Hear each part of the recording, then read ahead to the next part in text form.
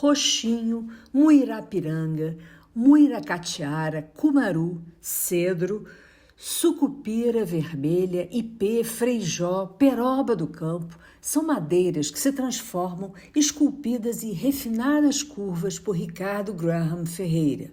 Vamos saber as histórias por trás de peças icônicas, como este banco Sela, que hoje está no portfólio da movelaria dinamarquesa P.P. Mobler, ao lado de nomes como o da arquiteta Zaha Hadid. Ricardo e Duda, cada cliente tem uma história, né? Essa mesa aqui, né, foi para o consulado da Suíça, né? Você pode contar um pouquinho a história dele? Sim. Foi o cônsul procurou a gente, porque gostou das peças que viu, e ele estava com um plano de fazer alguma coisa na entrada do consulado, assim. Tipo um móvel para recepção, né?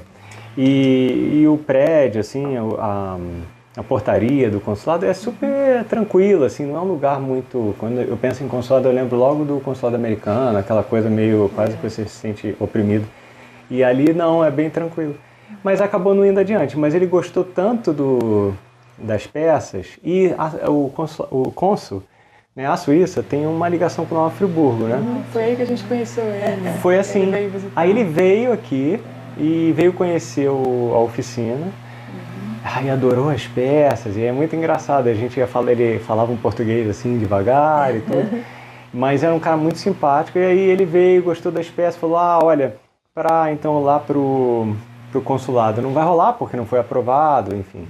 Mas pessoalmente eu vou querer levar, e assim, a minha missão acaba, aquelas coisas dele, né? Daqui a um ano, sei lá, uma coisa assim. E aí pediu algumas coisas, uns bancos Sela, justamente. Ele levou, né? E ele levou tipo 5 bancos Sela, cada um de uma cor, e ele estava encantado com a diversidade de madeira, justamente. E aí ele falou: eu quero uma mesa de centro. Eu falei: cara, eu também vou brincar com a diversidade de madeira. E como ele estava de viagem, eu achei que podia ser uma coisa para desmontar. E essa aqui foi para um triatleta, né? Que a base foi, como inspiração, foi um quadro de bicicleta. Igual, exatamente isso. Ele também se encantou com o trabalho. Realmente virou um cliente que gosta muito. Cliente amigo virou. Cliente amigo, que curte muito, muito assim, o nosso trabalho. E aí a gente fez mesa de jantar com cadeiras, e depois aconteceram várias outras coisas, né? Sofá, aparador, banco e Sela. Esse aqui tá no 2, foi o primeiro projeto que a gente fez aqui para Friburgo. Coisas bem grandes, aqui você vê que tem os dois, ó. E aí ele é bem grandão, fica na entrada, acho que mais da área até da criançada mais... encosto. Tipo, escola jardim, chama. É um encosto que é uma coisa mais lúdica, assim. Esse encosto é mais, né, ele é retinho e tudo, e é bem sólido, bem confortável para sentar, né? Tem uma altura boa, assim, e dá para juntar muita gente sentada em cima dele, que ele é bem grandão, bem pesadão. Eu acho que era um projeto que estava envolvido o Ronaldo da Lobianco da SA, e o Lula e a Sabrina, arquitetos, eles estavam em parceria, uma coparceria, alguma coisa assim. E aí eles entraram em contato com a gente. Também foi o primeiro casal de pais que a gente criou amizade, porque eu e Duda então nos casamos em 2018, e em 2019 as crianças foram matriculadas aqui em Friburgo. E isso abriu uma porta que até então eu não circulava muito. Você morava em Muri, não morava em Friburgo. Exatamente, eu era daqui de Muri, e a produção exclusivamente para fora, né?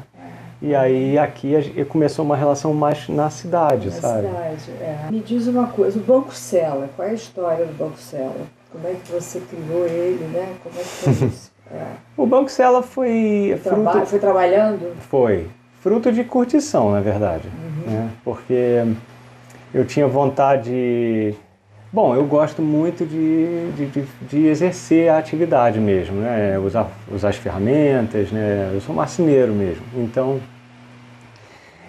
eu ficava na oficina um horário até mais tarde, eu tinha uma vontade de fazer um banco para uso dentro da oficina, ou então que fosse para usar, assim, despretensiosamente no jardim. Não estava muito claro ainda, mas a forma inicial eu já tinha um pouco a ideia, que é desse assento curvinho, assim. E então eu comecei por ele. Realmente a imagem que me veio foi de foi exatamente isso, sentado, por exemplo, de pernas cruzadas no gramado ou perto de uma fogueira. E aí eu pensei, a melhor forma para sentar de pernas cruzadas e ter uma elevação assim do quadril é uma forma mais triangular e que de repente tem um pequeno escavado. E aí o resultado acabou virando bem selim de bicicleta, né? Você olha, mas o selim não foi muito o formato que eu estava buscando. Eu fiquei mais nessa ideia de que se você está sentado aqui com a bunda aqui, e as pernas cruzadas, uma ia saindo para cá, outra para cá, e aqui ia ser confortável, aqui também, e perna cruzada sentada no chão. Eu até falo muito pouco disso, né? Mas a primeira ideia foi meio por aí.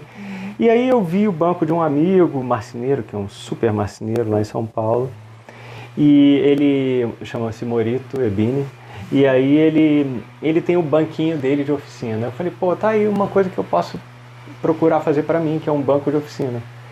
Então eu comecei fazendo ele e foi bem uma coisa escultórica. Eu ia esculpindo, usando goiva, que é o formão curvo, né, do marceneiro. E aí eu ia esculpindo, ia experimentando, sentando. E aí surgiu o banco, né, que não tinha nome ainda. Isso foi em 2013. E aí eu levei para uma exposição, que foi a primeira exposição que eu participei, assim, que foi a primeira e até agora a única exposição individual do meu trabalho. Foi lá em Brasília, uma loja em Brasília, chamada Arte Ofício. E aí eu levei o banco e aí alguém olhou, uma mulher que olhou e falou, nossa, parece uma cela. Eu falei, gostei do nome, então vou usar esse nome. E aí ficou o nome dele. E esse banco, ele é um banco que ele marcou muito o meu trabalho, sabe? Assim, então, isso em 2013 eu lancei, em 2014 foi a exposição na MAD, lá em São Paulo, a primeira vez que eu participei. 2015 foi para Milão. 2014 eu entrei num prêmio com ele, ficou em segundo lugar num prêmio lá em São Paulo. Aí 2015 foi para Milão e... Foi 2016. Foi 2000 Tá na Dinamarca também, né? Sim, justamente. 2015 foi para Milão e ganhou prêmio também. Ah, sim, claro, ganhou mais 2 prêmios em 2015. E aí em 2015 também rolou muita viagem. Em 2015 eu fui para Milão em abril e teve ainda E aí lá em Milão a gente conheceu a empresa dinamarquesa chamada PP Mobler. Muito bom, E aí acabou que o pessoal foi bem legal, eles gostaram do banco, se interessaram, comentaram que quem sabe pode estar na nossa coleção. Aí eu não larguei do pé deles, né? É mesmo, procurando o tempo todo. Então, esse namoro ficou rolando assim até 2018, que eles lançaram em Milão, durante a Semana do Móvel, né? Em Milão, o Banco Sela produzido por eles, né? Que é justamente esse aqui. Né? Você usa muitas madeiras, né? Vários tipos, né? Isso. Você meio que pinta às vezes eu com esqueço. madeira, né? Você eu nunca tinha pensado nisso. Você usa pictoricamente, né? Misturando na mesma peça, né? Isso é uma coisa que eu sempre gostei. Interessante. Eu sempre curti misturar as madeiras, né? Por causa das cores ou textura, assim, por isso, né? Pelo colorido e textura também. Mas aí é uma coisa que eu gosto de usar isso de uma forma bem inspirada, espontânea, sabe? Mas aconteceu meio que naturalmente, assim, eu fui me interessando pelas diversas madeiras. Nossa, mas existe muito, muito mais, né? Mas aquilo que aparecia para mim, eu fui me interessando, eu ia pesquisando. Era uma pesquisa bem natural, assim mesmo. Eu quero experimentar essa, aquela. Eu usei madeira que era muito dura, que hoje eu diria, não dá para fazer móvel com essa, com uma maçaranduba, assim. Dá, mas é muito dura, muito pesada. A casa de Ricardo e Duda é linda. Na sala, conversamos observados e acolhidos por uma cozinha amarela e bem acompanhados pela cadeira 3 pés. A oficina do ebanista fica a alguns passos da casa, no mesmo terreno. É nela que nascem as peças. Também é na oficina que encontramos outro craque da marcenaria, o seu Antônio, e surpresas, como a xiloteca afetiva criada por Maria Eduarda. Por isso que eu chamei de xiloteca afetiva, porque todo mundo que via falava, ai, me lembra não sei quem, não sei o quê. Aí eu falei, o nome vai ser xiloteca afetiva, ela está sem acabamento ainda. Afetiva. Outra emoção desse dia foi reencontrar a poltrona Recordar, que voltou do Casa Cor. Participar em que ambiente? Do Leandro Neves. Leandro Neves. Era um ambiente bem natural, assim, tinha uma parede bem bonita. Vamos lá? Bom.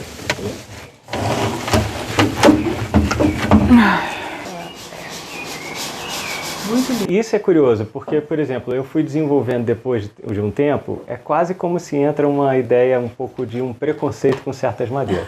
Mas no início eu não tinha, e eu sinto que essa total desconhecimento da matéria-prima, no início, né, era muito desconhecimento, me permitiu também experimentar de forma mais livre as diferentes madeiras, né? E assim, pensando em construção de móveis, é uma madeira mais complicada, como o ipê também é, né? Mas aí acaba que eu fui experimentando várias. Então, de madeira dura, por exemplo, tem ipê, tem cumaru, tem jatobá.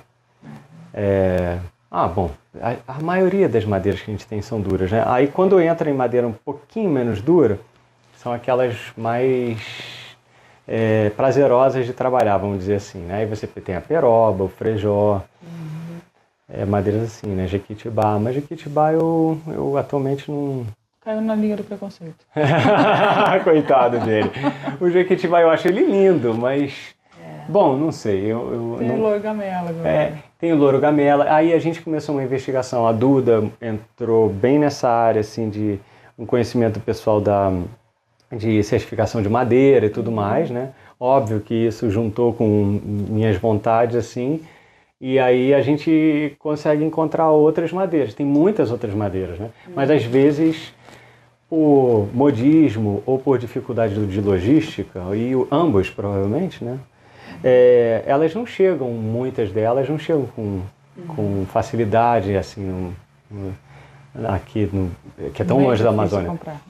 E aí a gente experimenta, né? Mas assim, isso é um movimento até bem importante, sabe? Ter uma consciência de você não ficar na repetição e no modismo, porque essas coisas elas tendem a consumir demasia, né, e esgotar os materiais, que é o que aconteceu com o mogno, com o jacarandá da Bahia, né, com essas madeiras, esse pau-brasil, o frejó hoje está com um preço que há 4 anos atrás era completamente diferente, está muito mais caro, então tem uma escassez já rolando, né?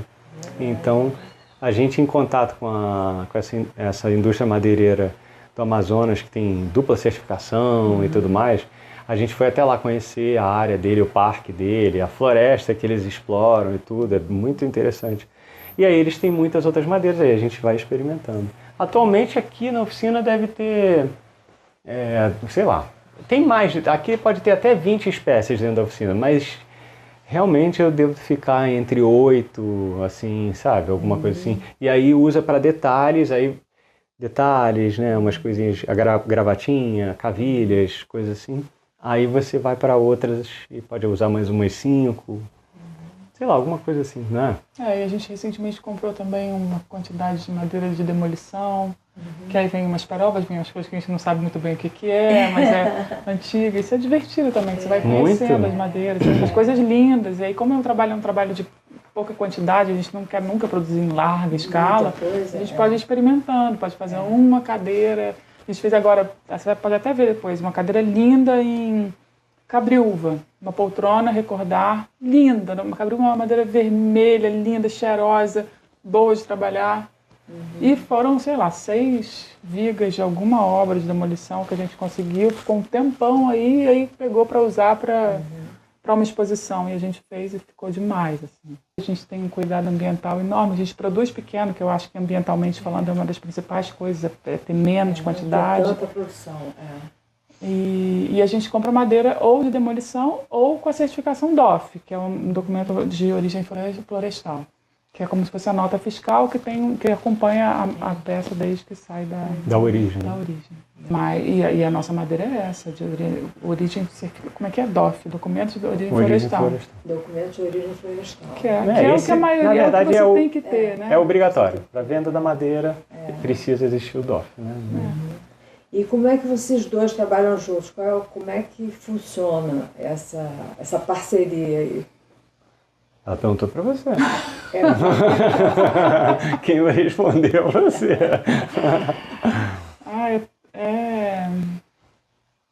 É confuso às vezes. É confuso, porque é casal e trabalha junto. Acho que a gente faz de tudo um pouco, assim, sabe?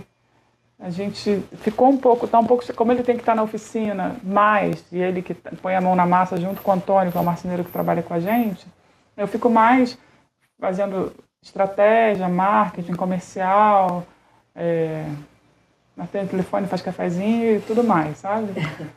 E aí a gente tem coisas que ele que faz também. Projetos, ideias. E aí essa parte mais grosseira do dia a dia é isso. É um lá e outro aqui fazendo o dia a dia. E aí tem alguns projetos. De uns 2 anos para cá, eu quis começar a voltar para o meu lado do design. Porque eu sou designer, mas eu fiz uma carreira toda mais indo para o marketing, estratégia e produção. E aí eu quis começar a voltar para as minhas origens criativas. Então eu faço... Antes eu tentava muito ir nas peças, assim, mas eu saquei que não, que o Ricardo tem muito desenho dele quando ele está criando a peça dele. Às vezes eu dou uns pitacos de uma coisa, ele ouve, mas é muito a criação dele. E aí eu comecei a fazer umas coisas. Fiz uma xiloteca que está super bonita, que são os ovinhos de madeira, que eu faço com aproveitamento, mas eu não ponho a mão na massa, eu faço projeto.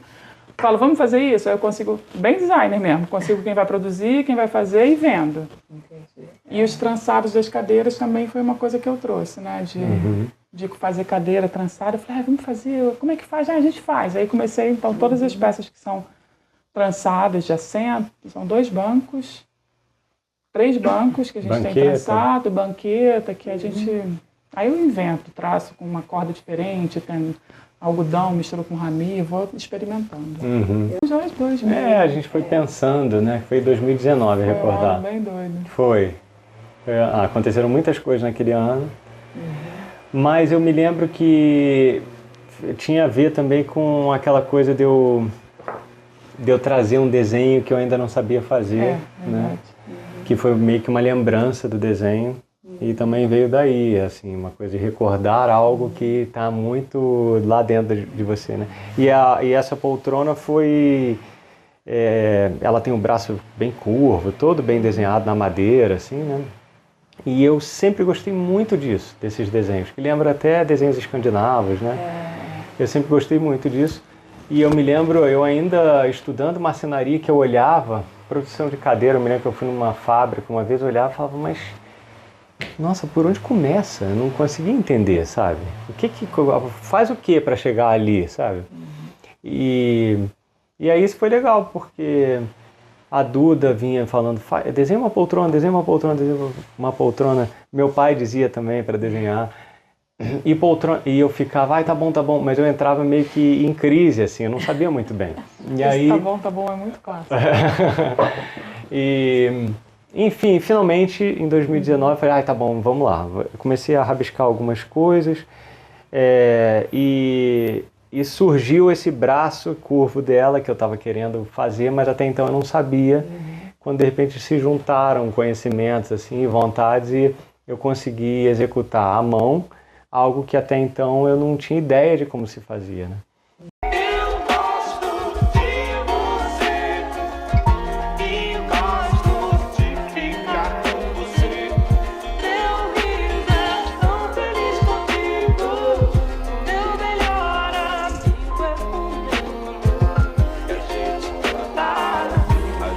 Gostou desse conteúdo? Se gostou, eu vou te pedir para compartilhar e curtir, porque ajuda muito o canal.